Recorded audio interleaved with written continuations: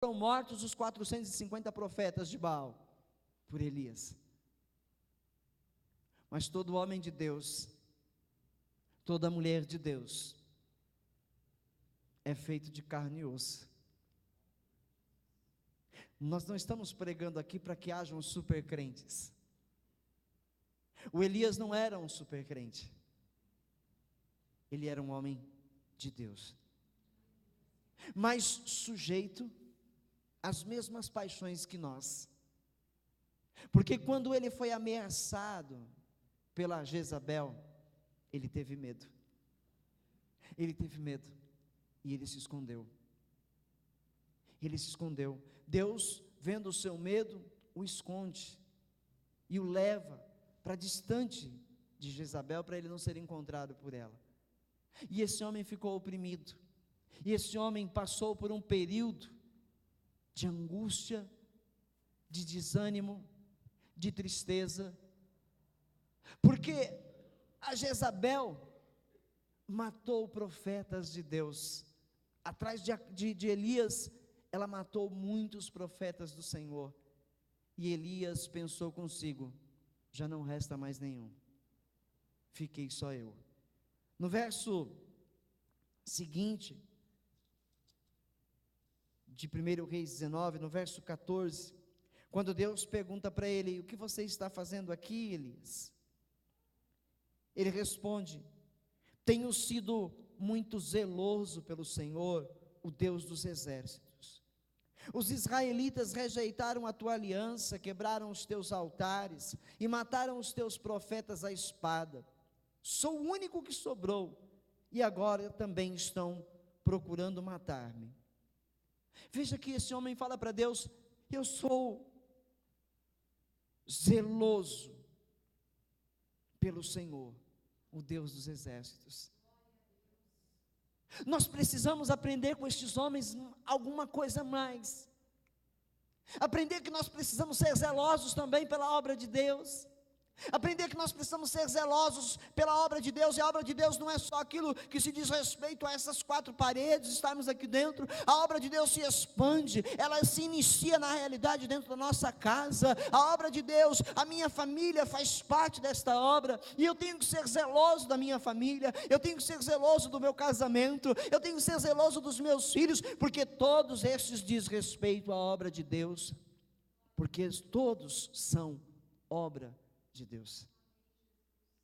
E Elias era zeloso pelo Senhor, ele era zeloso pelas coisas de Deus, ele era zeloso pela palavra, ele zelava da palavra bendita do Senhor, ele zelava pela obra de Deus, ele zelava pelos profetas, pelos ministérios de Deus. E ele ficou sabendo que os profetas de Deus foram mortos à espada por essa mulher maligna.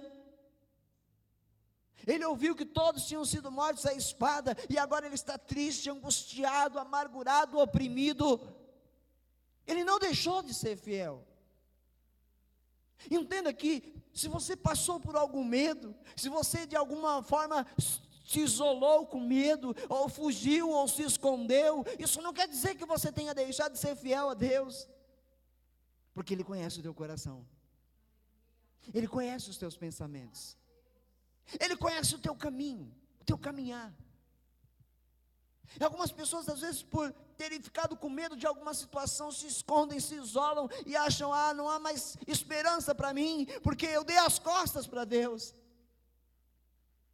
Mas esse alguém não tem deixado de orar, não tem deixado de buscar o Senhor em oração, não tem deixado de jejuar, só não está conseguindo caminhar, só não está conseguindo ir adiante, só não está conseguindo deslanchar na obra de Deus, porque tem medo.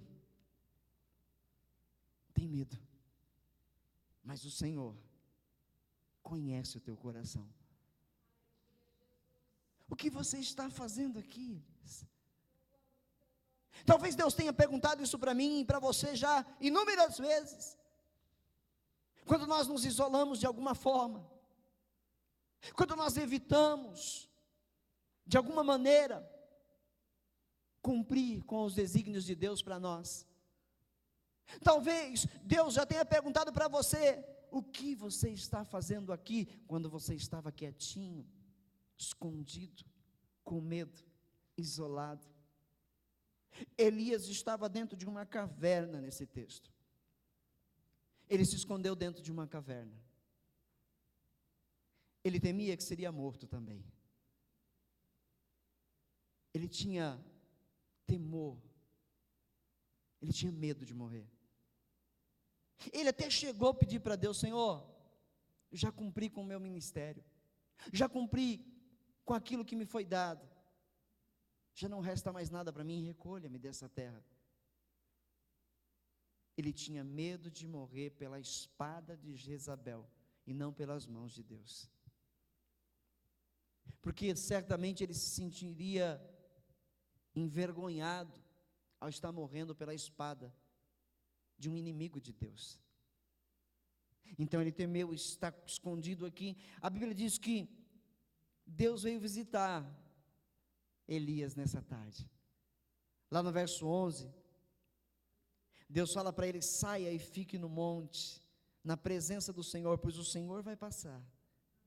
Então veio um vento fortíssimo que separou os montes e esmigalhou as rochas diante do Senhor, mas o Senhor não estava no vento. Depois do vento houve um terremoto, mas o Senhor não estava no terremoto. Depois do terremoto houve fogo, mas o Senhor não estava no fogo. E depois do fogo houve o murmúrio de uma brisa suave. Quando Elias ouviu, puxou a capa para cobrir o rosto, saiu e ficou à entrada da caverna. E aí Deus pergunta: o que você está fazendo aqui, Elias? Amém.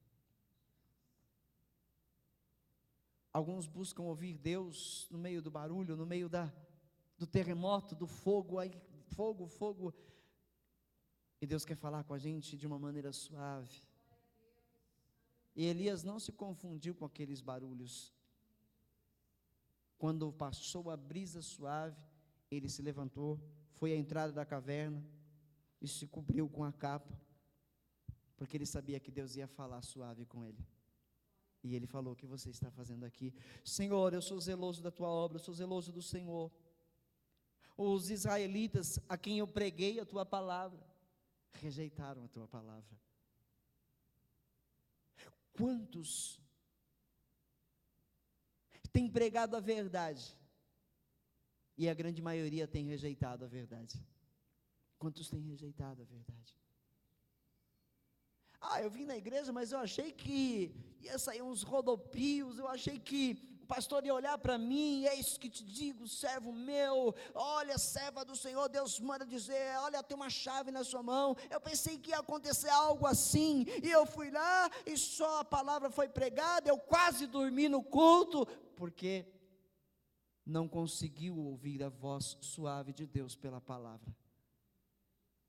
Queria barulho, queria algo mais. Esteja na presença de Deus. Você que está aqui essa noite, esteja na presença dEle e o busque. Independente do que vai acontecer, do que está acontecendo, busque ao Senhor com firmeza. Ele não vai deixar de ouvir a sua voz e atender você. Aprenda a ser fiel a Deus. Aprenda. Aleluia, Jesus. Lá no versículo, ele aqui angustiado, achando que todos os profetas tinham sido mortos, e só ele tinha sobrado. No verso 18, Deus fala com ele: no entanto, fiz sobrar 7.000 em Israel, todos aqueles cujos joelhos não se inclinaram diante de Baal, e todos aqueles cujas bocas não o beijaram. Elias não sabia, ele achava que todos aqueles que eram fiéis a Deus tinham morrido, ele achou que todos aqueles que eram fiéis ao Senhor não existiam mais, só ele sobrara. Mas agora Deus conforta o seu coração e diz: tem mais 7.000 fiel como você, Elias, lá em Israel. Tem mais 7.000 como você que não se dobraram para este Deus pagão, morto, que não tem poder, é um Deus de pedra. Tem mais 7.000 que estão com você, Elias, porque eu os poupei. Às vezes a gente pensa assim: Não dá mais para servir a Deus, toda igreja que eu vou, é uma exploração, eu vou naquela igreja, é uma profetada para todo lado, eu vou ali, vou aqui, as pessoas, parece que não tem mais amor, parece que as pessoas não se amam mais, não se perdoam, é confusão, é encrenca, é briga, não existe mais igreja séria, não existe mais homens de Deus, mulheres de Deus que realmente o temem, só sobrei eu. Talvez muitos crentes fiéis a Deus estão pensando assim, se achando sozinhos, mas o Senhor tem um grande exército de crentes fiéis nesse planeta. Não somos só nós, não somos só nós. Prefiro eu estar aqui com 30 pessoas, com 20 pessoas, do que estar lá ganhando um excelente salário numa igreja grande, enganando pessoas, tirando dinheiro de seus bolsos e enfiando no meu. Prefiro eu estar aqui pregando a verdade, crendo que como nós, existe um grande exército na terra pregando e vivendo essa verdade. Deus está conosco nessa terra. Ainda existe homens e mulheres fiéis a Deus. E nós estamos aqui essa noite absorvendo esta palavra, nós estamos aqui ouvindo desta palavra, para sairmos por essas portas, com o nosso coração firmado na rocha, firmado em Jesus. Nós estamos ouvindo a palavra de Deus em verdade, para nós não olharmos para trás, para nós não desistirmos, para nós não desanimarmos. E se você entrou numa caverna algum dia, Deus está dizendo para você: sai para fora dessa caverna, porque eu desejo te usar nessa terra, porque ainda tem muitos que me serão fiéis. Você precisa abrir a sua boca, porque tem muitos que ainda são chamados e escolhidos por Deus para lhe serem fiéis, como você está lutando para ser, como eu tenho lutado para ser. E nós vamos até o fim. Seja fiel até a morte, e todos nós receberemos a coroa da vida. Sejamos fiéis. Amém. Talvez eu tenha entrado aqui essa noite pensando: eu preciso de solução na minha vida, eu preciso ouvir algo de Deus. Senhor, tomara que seja hoje.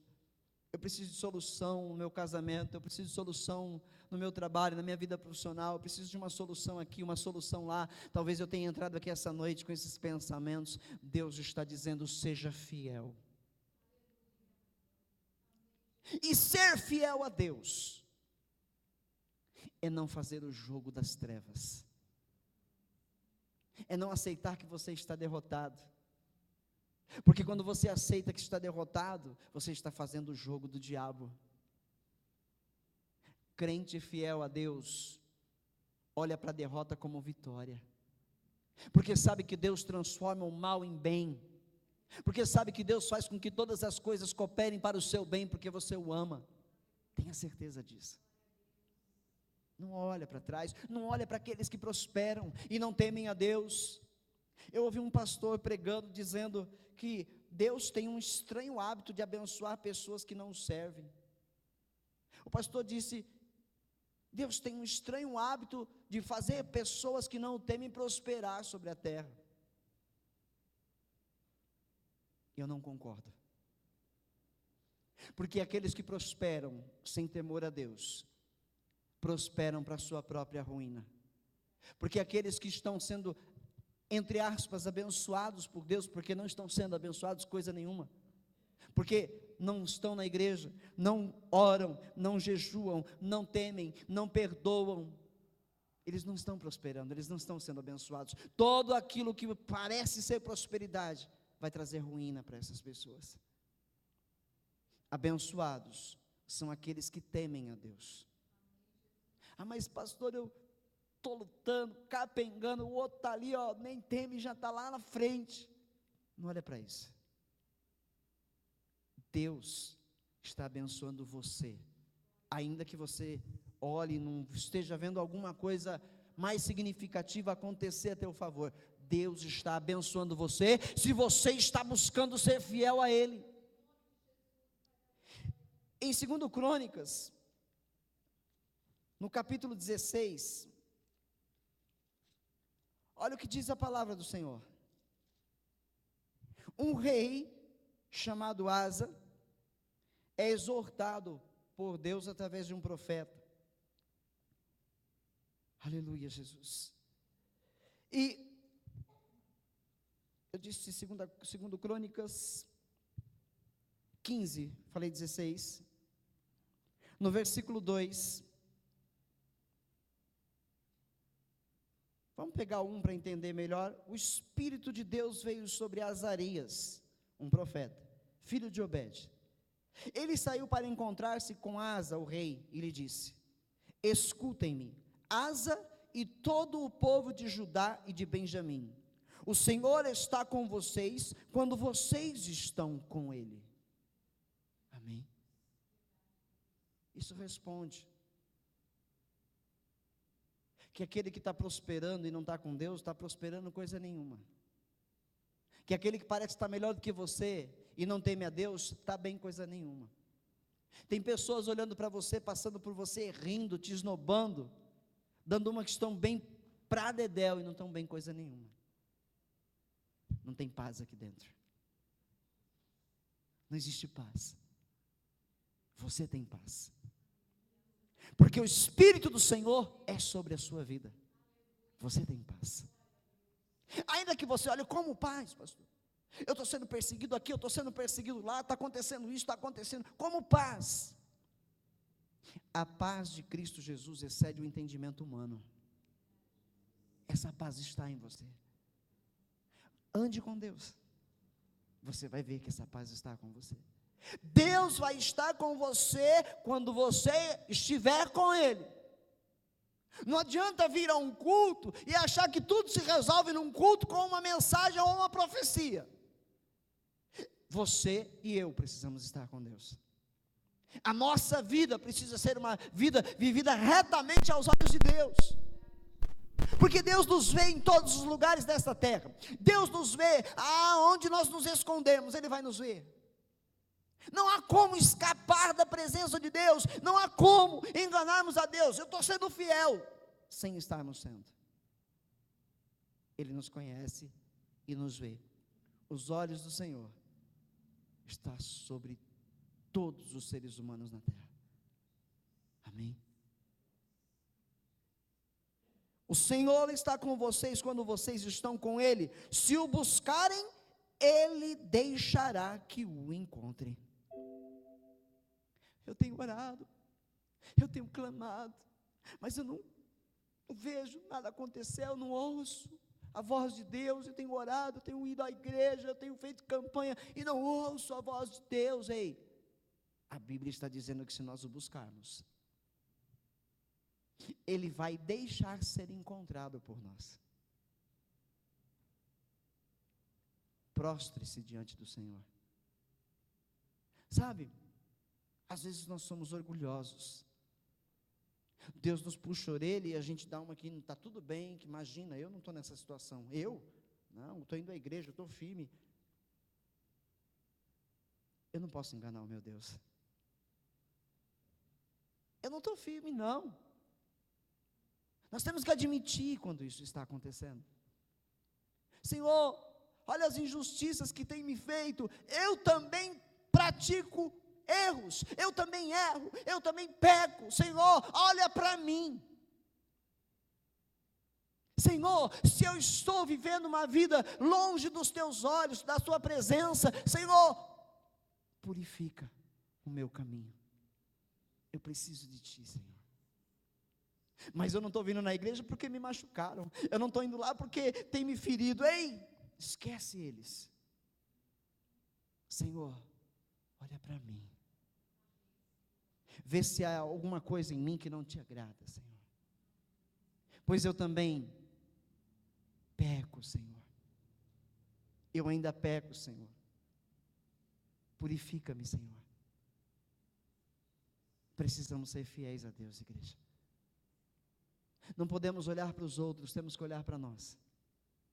Olhar para nós. Nós sabemos aonde estamos errando com Deus, e nós precisamos consertar o nosso caminho com Deus, porque Deus está guardando a nossa fidelidade. Amém? Quando Se fala em santidade, quando se fala em amor, quando se fala em zelo, todas essas palavras correm para a fidelidade. É impossível sermos aprovados em amor se nós não formos fiéis a Deus, porque quem ama é fiel. Não é verdade? Adianta um marido dizer para sua esposa todas as noites, todos os dias, eu te amo, e lá fora ele está sendo infiel com ela? Isso não prova nada. Ele não vive esse amor. Se ele realmente vive esse amor, de dizer a ela, eu te amo todos os dias, todas as noites, se ele vive verdadeiramente esse amor, aonde quer que ele esteja, ele vai zelar pelo seu casamento. Ele vai zelar. Ele vai se santificar para Deus, para que ele seja aprovado em fidelidade no seu casamento. Percebe?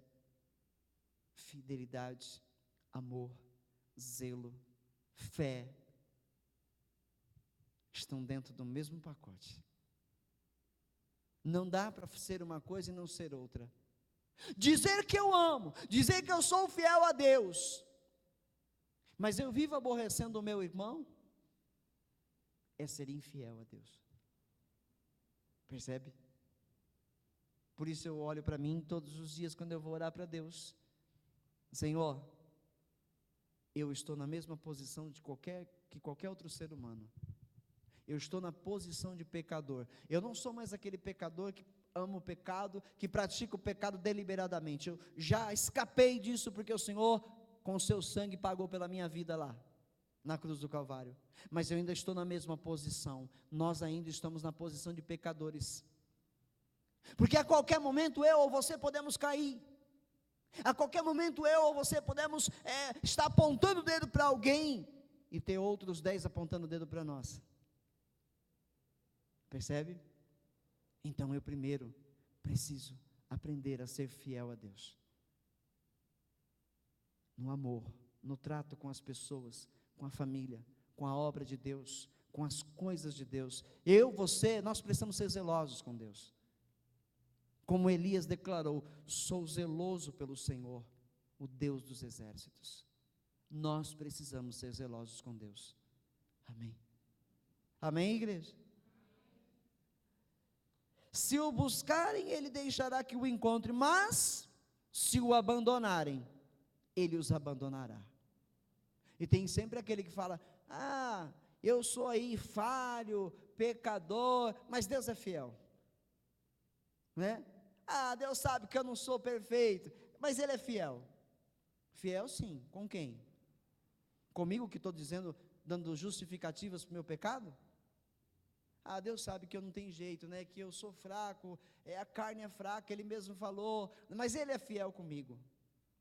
Aqui está dizendo que se eu não estiver com Deus, se eu não o buscar, se eu não for fiel a Ele, Ele não vai estar comigo. Então eu não posso me justificar diante dos homens, ou em oração, dizendo, Senhor, Tu és fiel, O Senhor sabe que eu sou falho. Senhor, eu sou falho, mas eu preciso me consertar diante do Senhor, eu preciso tomar jeito, eu preciso andar retamente debaixo da tua presença, eu preciso olhar, meu Pai, para o meu alvo, e não sair desse foco, eu preciso ser alguém melhor, a cada dia, sobre essa terra. As pessoas precisam ver Cristo em mim, como se Cristo fosse eu. Elas precisam olhar para mim e ver que eu ando retamente. Isso não quer dizer que você não vai falhar, tá? Isso não quer dizer que você não vai pecar, porque enquanto estivermos nesse corpo, hora ou outra nós vamos cair em armadilhas, hora ou outra nós vamos acabar falando algo precipitadamente, mas o importante é que nós tenhamos o pensamento de que nós temos que lutar todos os dias para sermos pessoas melhores. Elias recebe de Deus ali conforto na sua alma. Você não está sozinho nessa batalha, você não está só. Tem mais 7.000 que eu poupei em Israel, que não se prostraram diante de outros deuses. Você não está só. Crente do Senhor, você não está sozinho na sua batalha. Nós estamos orando uns pelos outros, nós estamos clamando uns pelos outros. Eu tenho clamado pela sua vida, você tem clamado pela vida do seu irmão, nós clamamos uns pelos outros. Nós não estamos sós, nós temos que entender que Deus está conosco. Ele disse: eu vou estar com vocês até a consumação dos séculos, até o findar desta vida eu vou estar com vocês, mas nós precisamos estar com Ele. Amém? Você precisa sair daqui essa noite para a tua casa com Deus. Você precisa chegar aí na tua casa, entrar pela porta da tua casa com Deus. Você precisa olhar para os seus familiares com a presença de Deus em você. Você precisa olhar para os teus problemas, para as afrontas do diabo contra você, com Deus. Você volta a trabalhar amanhã, sai pela manhã cedo, vai para o teu trabalho, com Deus. Você não pode deixar Ele para trás, você tem que ir com Ele. Amém? Se você avançar um farol, você deixou Deus para trás. Então você tem que aguardar os sinais verdes e andar com Deus. Amém, igreja? E quando você vem aqui, com Ele. Tem uma música antiga, né, que foi apelidada de Melô do crente atrasado, porque diz que quando você chegou aqui, o teu Senhor já estava. Não concordo. Deus está comigo, Ele chegou aqui comigo. Ele chegou aqui com você. Ele não estava aqui te esperando, Ele veio com você no caminho. É assim que nós temos que viver. Amém? Você tem que andar com Deus, você tem que falar com Deus. Onde você estiver, você tem que se lembrar: eu estou com Deus, Deus está comigo.